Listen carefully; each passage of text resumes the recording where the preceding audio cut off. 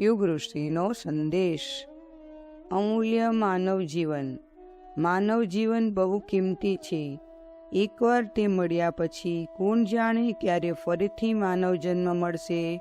આ શરીરનો ક્યારે નાશ થઈ જશે તેની ખબર નથી।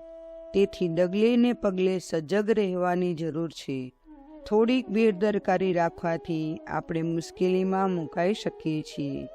સામાન્ય કબજિયાત પણ લાંબા ગાળે નાની મોટી અનેક બીમારીઓનું રૂપ ધારણ કરે છે। નાનકડી ફોડલી પણ મોટું રૂપ ધારણ કરી શકે છે। શારીરિક દોષોની શરીર પર જેટલી અસર થાય છે એના કરતાં માનસિક કુવિચારોની બહુ ઘાતક અસર મન તથા શરીર પર પડે છે। તેનાથી આંતરિક શાંતિ નષ્ટ થઈ જાય છે। જે લોકો ક્ષણિક આવેશમાં આવી જઈને કોઈ બુરાઈને નોતરે છે તેમને તેનું ખરાબ પરિણામ ભોગવવું જ પડે છે। તેથી આપણે ડગલે ને પગલે સાવધાન રહેવું જોઈએ। જીવન બહુ ટૂંકું અને ક્ષણભંગુર છે।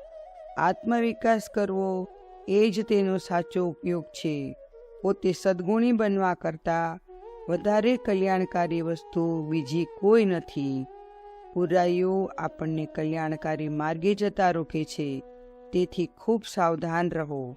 નાના સદ્ગુણો જીવનનું નિર્માણ કરે છે, પરંતુ એકાદ બુરાઈ પણ તેને નષ્ટ કરી નાખે છે। તેથી દરેક ક્ષણે સતર્ક રહેવું જરૂરી છે। સતર્કતા દૈવી ગુણ છે। બુરાઈઓ પ્રત્યે નિરંતર સતર્ક રહેવાથી મનુષ્ય પોતાના જીવનને દિવ્ય બનાવે છે। અખંડ જ્યોતિ, ઓગસ્ટ 1965, પૃષ્ઠ 38, સંદર્ભ ગ્રંથ યુગ ઋષિનો સંદેશ।